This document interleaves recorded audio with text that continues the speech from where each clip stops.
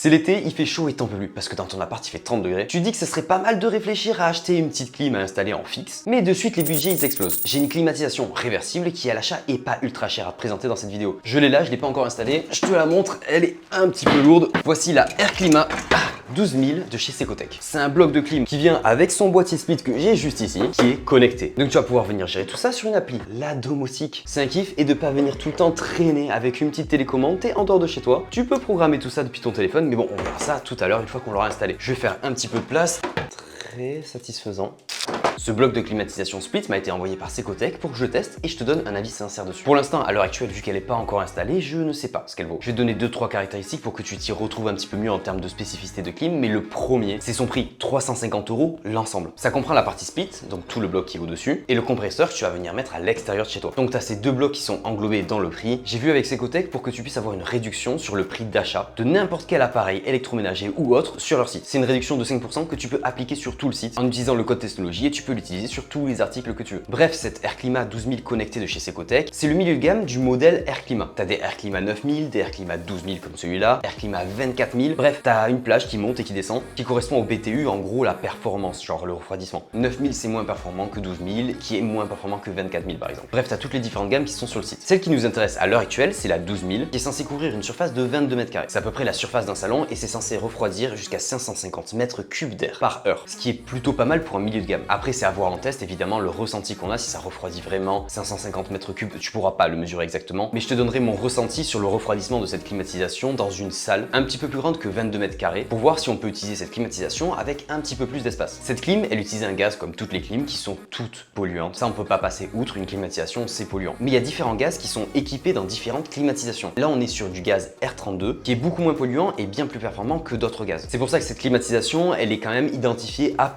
sur tout ce qui est norme énergétique. Donc comme je te le disais au début, elle fait climatisation mais également pompe à chaleur. Donc en hiver, si jamais tu veux l'utiliser en plus de ton chauffage, tu vas pouvoir l'utiliser en pompe à chaleur et réchauffer la pièce dans laquelle tu l'as installée. Et elle a un troisième mode qui est plutôt sympa, c'est déshumidification. J'ai déjà fait une vidéo sur un déshumidificateur qui est plutôt efficace et avec lequel j'ai réussi à enlever pas mal de litres d'eau qu'il y avait dans l'air tout en restant à un niveau d'humidité qui est correct. Parce qu'il faut pas être trop sec non plus, tu vas commencer à avoir des irritations et des démangeaisons. Vaut mieux garder une humidité autour des 60% chez toi, c'est plutôt pas mal. Mais si tu exploses les records et tu as 80% d'humidité, elle va pouvoir déshumidifier. Donc peut-être que c'est gadget pour certaines personnes, mais pour d'autres ça va être un petit plus quand même. Parce que tu installes une clim, une pompe à chaleur et un déshumidificateur en même temps. Et le maximum qu'elle puisse déshumidifier, c'est jusqu'à 28 litres par jour. 28 litres d'eau dans l'air. T'imagines? C'est énorme. Donc en plus de ces trois possibilités, tu as différents modes dans chacune des options. Compliqué cette phrase quand même là. En gros, tu as différents modes. Dans chacun des modes, c'est encore plus compliqué. Bref, tu as des niveaux de ventilation, des modes de nuit, des modes de jour, tu as plein de modes différents qu'on verra tout à l'heure. Et la dernière info que je vais te donner sur cette clim, c'est le bruit. Parce qu'il y a énormément de personnes qui choisissent les clims en fonction du bruit. Et ce que je comprends tout à fait, on veut un truc silencieux, qui refroidisse et qui fasse le taf en nombre de mètres carrés que tu as à refroidir. On est sur 60 décibels sur le bloc qui est là. Le split, quant à lui, il fait 50 décibels en bruit. Et on viendra vérifier tout à l'heure si ça fout vraiment un bordel monstre ou si ça passe dans un appartement qui est assez calme comme le mien. Je te donnerai mon ressenti. Maintenant, on va passer à l'installation qui en France doit être automatiquement et obligatoirement fait par un professionnel depuis 2016. 2016, il y a une loi qui est passée qui a dit hop hop hop, on peut plus installer les clims tout seul. Dedans, il y a un gaz qui est toxique. Le R32, il est inflammable, donc pas ouf. Donc s'il y a une fuite, vaut mieux que ce soit un professionnel qui l'ait fait et qui certifie l'installation. Ce professionnel, attention, il faut qu'il ait fait une formation spécifique sur l'installation de climatisation. Bref, faut pas faire appel à n'importe qui pour l'installer. Juste avant de passer à l'installation, tu as des petits embouts qui sont fournis. Ces embouts qui sont là pour relier des tuyaux en cuivre qui vont faire la jonction entre le compresseur et le split qui va rejeter de l'air froid. Ces petits embouts qui sont juste ici, c'est du 1/8 de pouce et du 1/4 de pouce. Des embouts qui sont un petit peu universels et que tu vas retrouver assez facilement dans le commerce si jamais tu perds ceux-là qui sont fournis avec. Par contre, ce qui est pas fourni dans cette clim, c'est les tuyaux justement. Ces tuyaux en cuivre, il y a deux solutions. Soit tu achètes directement avec les pas de vis déjà faits et le professionnel qui viendra installer la clim aura juste à visser un côté puis l'autre. Ou alors le professionnel sur place a des tuyaux qui vient un petit peu sertir,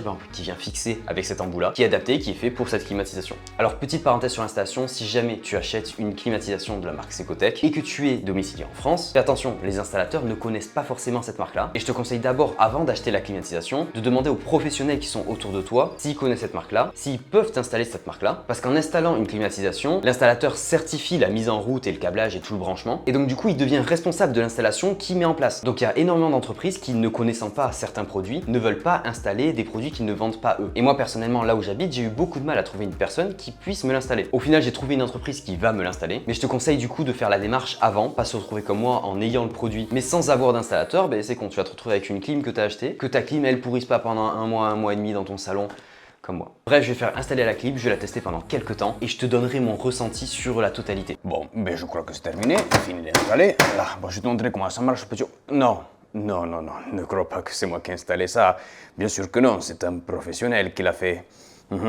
On est dans mon salon et ça fait à peu près une semaine que cette climatisation est installée chez moi, juste ici au-dessus. J'ai un salon avec une cuisine ouverte sur le salon qui fait une surface d'à peu près 30-35 mètres carrés. Et clairement, ce split tout seul fait le taf de ouf, ça refroidit vraiment toute la zone. Donc par rapport aux données de Secotech qui disent que ça couvre une surface jusqu'à 22 mètres carrés, on est clairement plus loin. Alors quand ils disent que ça couvre 22 mètres carrés, à mon avis, c'est là où ça souffle. Ça peut souffler, tu peux ressentir directement la clim sur toi dans les 22 mètres carrés autour. Mais évidemment, comme dans mon appartement, j'ai plusieurs pièces et que je laisse les portes ouvertes, t'as la fraîcheur du salon qui s'éparpille un petit peu partout. Et honnêtement, c'est hyper agréable. Quand j'ai l'installateur qui est venu pour me poser la climatisation, même lui connaissait pas forcément la marque et il était un petit peu dubitatif, il savait pas trop ce que ça pouvait donner réellement en diffusion. D'ailleurs, si Sébastien tu passes par là, je te remercie énormément pour l'installation, ça a été top. Quand il a terminé l'installation et la mise en service, il a justement lancé la climatisation et directement ça a fait du froid. C'était hyper agréable et au bout d'une vingtaine de minutes, il y a toute la zone qui a baissé de au moins 2 degrés pour atteindre à peu près les 22 degrés qui avaient marqué sur la climatisation. Honnêtement, le ressenti cash et le refroidissement de cette clim, il est vraiment bien. Ça sera à voir sur le long terme et je te tiendrai au courant sur Instagram si jamais elle fonctionne toujours au bout d'1 an, 2 ans, 3 ans, bref, dans le temps. Parce que pour l'instant, pour une climatisation vendue 350 €, elle fait le taf. Sachant que chez Secotech, il existe des gammes au-dessus qui soufflent et qui justement refroidissent une plus grande zone. Avant de passer à la petite télécommande qui est juste ici pour que je te montre les 2-3 modes qu'elle a, je t'ai pas parlé du rendement de cette climatisation. Je t'ai dit qu'à l'intérieur, il y avait un gaz R32 qui est le tout dernier gaz qui est mis dans les climatisations, qui est bien plus performant et beaucoup moins polluant. Mais le rendement de cette clim, c'est un COP de 4. Alors tu vas me dire, mais c'est quoi le COP? Le COP, c'est une sorte de multiplicateur. Si jamais cette climatisation, elle consomme 1000 watts d'électricité, elle restitue à peu près 4000 watts, d'où le COP de 4, 4 fois 1000, 4000, bref, voilà. Donc elle a un bon rendement, pas trop de pertes, et actuellement quasiment toutes les climatisations ont un COP d'à peu près 3, 4, à peu près dans cette tranche-là. On va passer maintenant à la petite télécommande qui est fournie avec. Donc tu peux contrôler la clim depuis cette télécommande, mais aussi depuis une application qu'on viendra voir après. Sur la télécommande, tu as un bouton allumer-éteindre, là par exemple je vais l'éteindre, ça fait un petit bip, elle s'éteint, tu vois plus le petit voyant au-dessus, et moi je l'entends, elle s'éteint. Je vais la rallumer, ouais elle met bien 20-30 secondes à s'allumer. Après tu viens retrouver sur la télécommande un mode puissance, donc là t'es à fond. En gros elle va souffler bien fort pour refroidir bien comme il faut la pièce, là elle est au maximum. Je sais pas si tu entends un petit peu en fond le bruit, effectivement ça fait un petit peu de bruit, mais là elle est vraiment poussée à fond, et donc là on va atteindre son niveau maximum de bruit. Et exactement pareil pour l'unité extérieure, elle fait presque pas de bruit. J'étais hyper étonné quand on l'a mis en route, je me suis retrouvé comme un con à me dire elle est vraiment allumée là, parce que clairement je pensais qu'elle fonctionnait pas. Ça ne fait presque pas de bruit à l'extérieur, donc ça va pas venir déranger tes voisins, ça fait pas une pollution sonore en plus à l'extérieur. Tu vas avoir également sur la télécommande un mode de sélection, c'est-à-dire que là on passe en mode déshumidification, on a un mode ensuite ventilation unique et un mode chauffage. Donc là ça utilise la pompe à chaleur et ça va mettre de la chaleur à l'intérieur, c'est ce qu'on veut pas parce qu'on est en été. Là on est en mode automatique, on règle la température en fonction et elle toute seule elle va venir réchauffer ou refroidir pour remettre à la température qui est celle que tu as sélectionnée ici dedans. Nous on va rester en mode climatisation parce qu'il fait vraiment chaud. Tu vas avoir un mode éco, un mode minuteur que tu peux programmer. Ça je te conseille de le faire directement depuis l'application qu'on ira voir après. Tu as un petit bouton pour monter et descendre la température un petit peu comme tu veux. Nous on va laisser autour des 23 degrés. Et tu as également un bouton qui ressemble en fait à des enceintes barrées. C'est un mode avec très peu de ventilation sans presque de bruit. Par exemple moi là j'ai activé et là je ressens presque pas d'air, voire pas du tout, genre ça ventile pas. Mais par contre l'air frais rentre quand même. Ça doit ventiler très peu, juste assez pour que ça rentre à l'intérieur. Si je le désactive, on va avoir plusieurs modes de ventilation. Le mode 1, 2, 3, 4, bref, il y a des petits tirets qui augmentent au fur et à mesure, jusqu'à arriver à un T-Bone Shape qui est en mode comme ça. Et là c'est exactement la même chose que la pleine puissance qu'on avait tout à l'heure. Tu vas avoir un mode un petit peu automatique qui va venir dispatcher l'air automatiquement, plus ou moins fort. Tu as également des boutons pour régler la hauteur de la ventilation, en haut, un petit peu plus sur le bas, en oscillation pour monter et descendre. Tu peux le régler un petit peu comme tu veux. Là en dessous, tu as d'autres trucs comme éteindre la petite lumière juste au-dessus avec le bouton display. Je le laisse activer comme ça tu vois visuellement à combien est la climatisation. Là on est à 23 degrés, je pense que c'est flou là-bas derrière, tu dois pas trop le voir. Bref, on a fait un petit peu le tour des options principales de cette télécommande. Si jamais tu as cette clim, je te laisse bidouiller un petit peu ou voir sur la notice, tu as tout qui est noté. Maintenant on va directement passer sur l'application Secotech. Donc l'application tu la télécharges sur l'App Store ou le Play Store, ça s'appelle Secotech, c'est très simple. Et tu vas venir connecter ta climatisation à l'application. En haut à droite, tu as un petit plus pour ajouter un appareil. Tu sélectionnes le Split Energy Silence et là on va te demander tes données Wi-Fi. Automatiquement ça va venir connecter la climatisation à ton Wi-Fi et elle sera ensuite connectée, tu vas la voir dans tes appareils. Donc moi je l'ai déjà configuré, j'ai juste à cliquer sur Energy Silence Air Climat et là je me retrouve avec un menu. Ce menu là c'est hyper simple, ça sert tout simplement à régler la température. Là par exemple je viens de baisser de à peu près 2 degrés, il y a un délai de 1 ou 2 secondes, mais le chiffre là-bas en haut, t'as entendu, ça fait 2 fois bip, il vient de descendre de 2 degrés. C'est vraiment quasiment en temps réel, tu peux sélectionner ton mode, le mode refroidissement, chauffage, déshumidification, ventilation ou automatique. Comme on avait sur la télécommande, mais là directement sur le téléphone. Tu as la vitesse du vent, donc là tu as un mode fort, haut, moyennement élevé, vitesse moyenne, moyennement basse, vitesse basse, calme. Bref, tu as les différents modes de puissance qui sont nommés différemment ici, mais en gros c'est du moins fort au plus fort. Et le mode calme qu'on a vu tout à l'heure, c'est un mode silencieux, où tu as le refroidissement qui se fait quand même, qui est moins performant évidemment, parce que ça va vraiment refroidir la sortie du split et la ventilation va pas pousser plus loin. Moi je le laisse en mode automatique, ça gère très bien automatiquement. Et ce qu'on va pouvoir voir, c'est la précision de l'air. Donc là où est diffusé l'air, plus en hauteur, moins en hauteur, et tu as différents niveaux qui sont déjà préconfigurés. Flux de haut en bas, donc là ça va faire une oscillation, descendre et monter, tu vas bientôt le voir bouger. Genre là il est en train de ventiler et de bouger, il est totalement en bas, tac, et il remonte au fur et à mesure. Je sais pas si tu le vois très bien, mais tu auras sûrement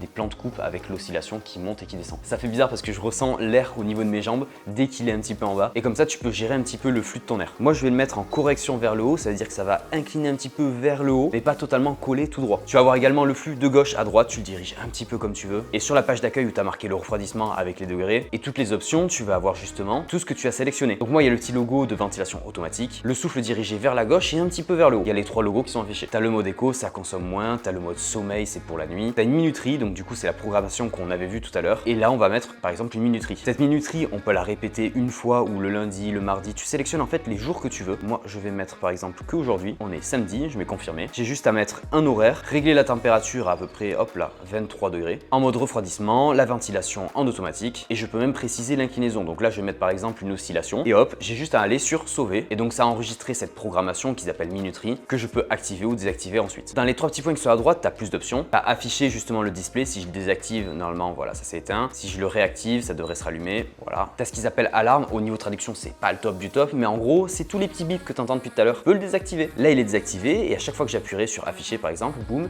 il est parti, mais on n'entend plus le petit bip. Affiché, tac, voilà, c'est revenu et on n'entend plus le petit bip. Pour la suite de la vidéo, pour que tu vois étape par étape ce que je fais, je vais laisser l'alarme active. Ah, t'entends un petit bip. T'as un mode auto-séchage préventif, en fait, c'est contre la moisissure. Dans le split, il y a la condensation et ça récupère l'humidité qui est envoyée expulsée vers l'extérieur. Si on éteint la clim et qu'on laisse comme ça un petit peu humide, ça risque de moisir un petit peu, qui est pas forcément foufou. Donc si tu l'éteins pendant un certain temps, c'est bien de mettre ce mode auto-séchage préventif qui va te permettre de un petit peu déshumidifier tout le split là-haut. Le mode santé, il est pas trop expliqué sur la notice, c'est peut-être un mode purificateur d'air. Donc c'est un petit peu mystère. Si jamais je trouve l'info quelque part, je te le marquerai en commentaire épinglé. Et si jamais quelqu'un trouve avant moi à quoi ça correspond, je marquerai son commentaire en mode épinglé pour que tout le monde puisse le voir. Et pareil, si tu as des questions sur la clim, n'hésite pas, pose-les dans les commentaires. Peut-être qu'il y a des personnes qui pourront t'aider. Et moi-même, si jamais j'ai la réponse à ta question, je pourrais peut-être t'aider. Tu vas pouvoir venir allumer et programmer quand c'est que tu veux que ça fonctionne. Et il y a un mode auto-diagnostic que je vais faire là de suite. Je vais cliquer dessus. Ça charge jusqu'à 100%. Et ça va te dire si tu as des erreurs qui sont détectées ou non. Moi là, j'ai aucune erreur détectée. Elle a été installée il y a à peu près une semaine. Donc bon, c'est normal. Mais au fur et à mesure dans le temps, comme ça tu vois si jamais il y a des pertes de gaz, si jamais il y a des micro-fuites, ça va le détecter. Et ce petit mode auto-détection d'erreur, je le trouve vraiment pas mal parce que tu vas pas te retrouver en rate de gaz du jour au lendemain. Si tu le fais assez régulièrement, tu vas pouvoir voir si jamais il y a une petite fuite, s'il y a quelque chose comme ça, tu peux appeler ton installateur pour qu'il puisse vérifier l'installation ou s'il y a des choses à faire, d'étanchéité ou autre, bref, il pourra vérifier tout ça. Donc sur l'appli, j'ai fait le tour et honnêtement, cette clim, je la trouve cool. Pour le prix, elle est bien, elle refroidit bien, faut voir comment elle dure dans le temps. Et pendant l'installation, je disais à l'installateur qui est venu m'installer la climatisation que peut-être dans le futur, je changerai cette clim pour en mettre une double split, c'est-à-dire que c'est un compresseur qui est plus gros à l'extérieur, qui fait plus de bruit, mais ça peut alimenter deux blocs split comme il y a ici en haut, pour en mettre un peut-être dans ma chambre ou peut-être à un autre endroit dans mon appartement, en plus d'un qui sera dans le salon. Il me disait justement qu'il y avait des avantages, des inconvénients, mais que des fois, il valait mieux prendre deux monosplits. Donc là, c'est une clim monosplit, il y a qu'un split qui est raccordé. Et si jamais j'ai envie d'en rajouter un dans ma chambre par exemple, il me dit, t'en as déjà un ici, t'es pas forcément obligé d'enlever, tu peux en rajouter un mono qui va alimenter que ta chambre. Comme ça, s'il y en a un jour qui tombe en panne, eh ben t'as pas les deux en même temps. Alors qu'avec le double split, si le compresseur il tombe en panne, eh ben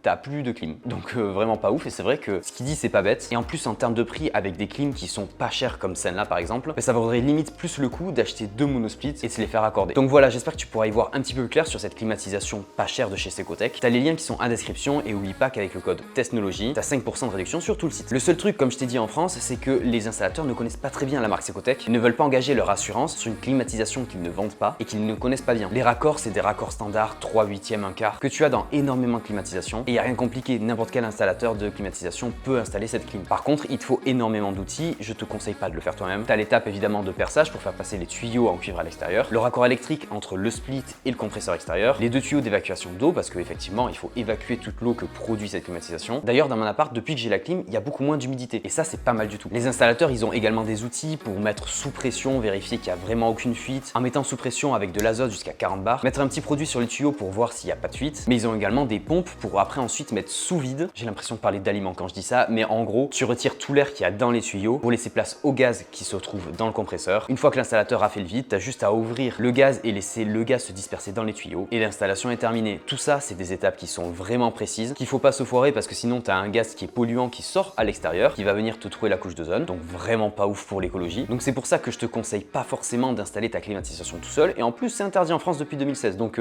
bon, joue pas trop parce que ça pourrait te retomber sur le coin du nez. Bref, j'espère que tu auras aimé cette vidéo, que tu auras pu te faire ton propre avis sur cette climatisation. Comme je te l'ai déjà dit, tu as tous les liens qui sont en description, et si tu as une question, tu le poses dans les commentaires, j'y répondrai avec grand plaisir. Oublie pas un petit like avant de partir si jamais tu as aimé cette vidéo. On se retrouve très vite pour une prochaine, porte-toi bien, tchoubidoubidou.